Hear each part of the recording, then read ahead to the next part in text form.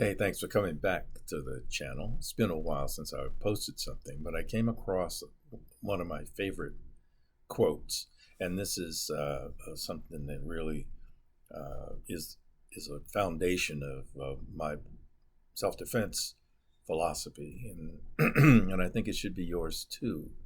And it's from Lieutenant Colonel Jeff Cooper, who is one of the, I don't know, the the founders of the ideas of self-defense in the modern sense. The trainer, uh, his philosophy about shooting and about self-defense has been out there for a while. But he is quoted as saying that if violent crime is to be curbed, this is violent crime of all types, is to be curbed. It's it is only the intended victim that can do that. Only the intended victim can curb violent crime. The felon or the bad guy doesn't fear the police. He doesn't fear judges. Doesn't fear the jury. The only thing the bad guy fears, he needs to be taught to fear the victim.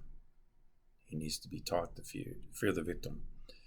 A corollary to that is many of us say in the Second Amendment and self-defense community, you are your own first responder. No one's going to come in time. You are your own first responder. Now, what does that mean, though, in current times? Let's talk about being armed, right? Everyone has a right to be armed according to our Supreme Court, and therefore you should be, and you should be armed with a firearm to the greatest degree that you can. However, if we want the bad guy to be taught to fear the victim, we also need to inject uncertainty into who the potential victims might be armed, which of the potential victims might be armed, which then argues for the notion of concealed carry. So when you carry concealed, which always has that uncertainty for the bad guy. The next thing has to do with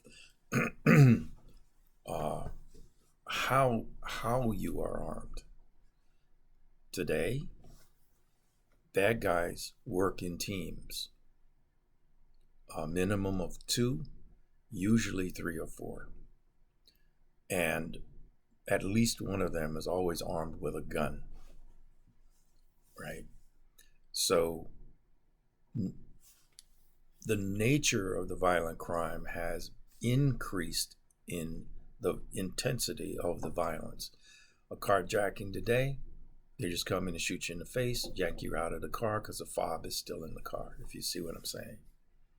A home invasion, you have the people who go in, they door kick, you have another person out there acting as a wingman or a watcher with a gun.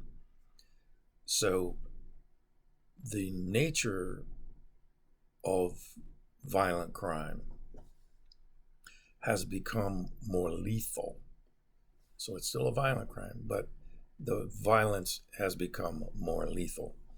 And you are your own first responder. So what does that mean? That means be armed in public, carry concealed where you can, and train with the tool that you're going to carry. So let's make the bad guys fear the victim. And with that, I'm going to say thanks. If you like the content, please subscribe, hit the bell icon, and put your comments down below, as you always do. Again, thanks for watching, and wherever you can, carry on.